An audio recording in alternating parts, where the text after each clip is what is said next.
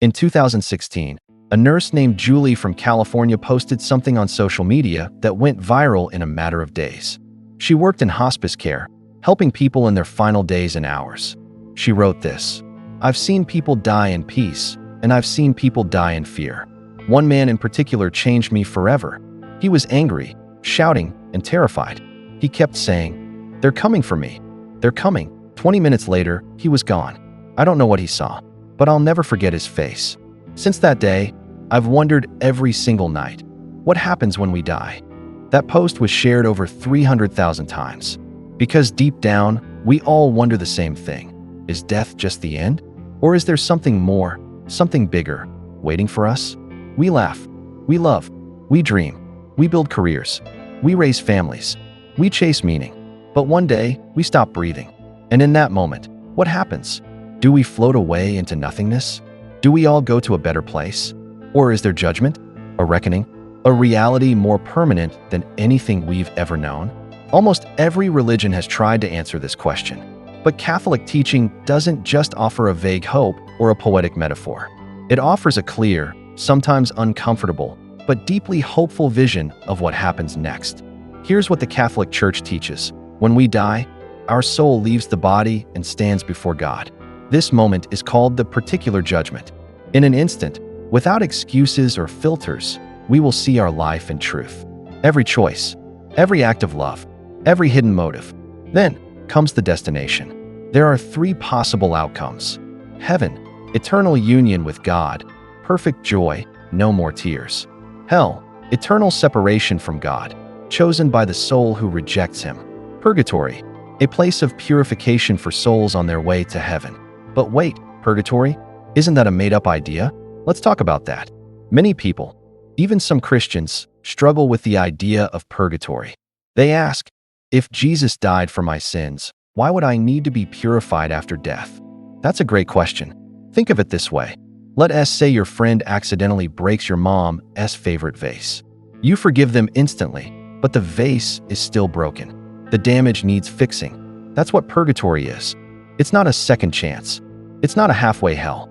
It's a hospital for the soul, a place where the lingering effects of sin are healed before entering the perfection of heaven. Therefore, purgatory is actually good news. It means God doesn't give up on us, even after death. He wants us fully ready to enjoy His presence. Pure, clean, whole. Now this is where things get uncomfortable.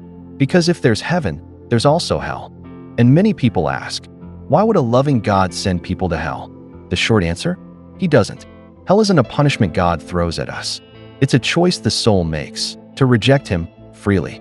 C.S. Lewis said it best. The gates of hell are locked from the inside. God is love, but love never forces itself. But this reality also shows us how serious our choices are. We're not robots. We have freedom, and eternity reflects what we choose, not just once, but over a lifetime. Now let's talk about heaven. Most people imagine it as clouds, harps, and endless choir music. But heaven is so much more. The Catechism says, heaven is the ultimate end and fulfillment of the deepest human longings, the state of supreme, definitive happiness. Think about your best day ever. Now imagine it never ends. No anxiety, no grief, no pain, just love. That's heaven. But more than a place, it's a relationship. It's being with God face to face. No barriers, no masks, no doubts, just perfect joy. Let's go back to real life. In 2019, a man named Father Zachary King, a former Satanist turned Catholic, shared his near-death experience. He flatlined during surgery. No heartbeat. He described leaving his body. Darkness, confusion, and then light. He saw his life flash before him. Not just the actions, but how they affected others. The good and the bad.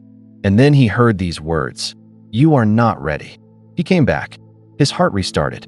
Since then, he shared his story across the world, urging people to turn to God before it's too late. So what happens after we die? Not nothing. Not vague reincarnation. Not an eternal nap. Therefore, Catholic teaching says this: your soul lives on. You will meet God. You will face truth. And depending on your choices, heaven, hell, or purgatory awaits. But here's the hope. God wants you in heaven. He's not waiting to punish. He's waiting to love. The question is, will we let Him? We don't have to be afraid of death. We just have to be ready. Here's how. Stay close to God, pray, ask for grace daily. Go to confession, let Jesus heal what's broken. Live with love, the way we treat people echoes into eternity. Remember, heaven is the goal, don't settle for less. A few years ago, a priest said something that shook me. When you die, there are only two words you need to hear. Well done. Not, you were perfect. Not, you never messed up. Just, well done, my child. Come home. And that's what God wants for you. So let's live like heaven is real.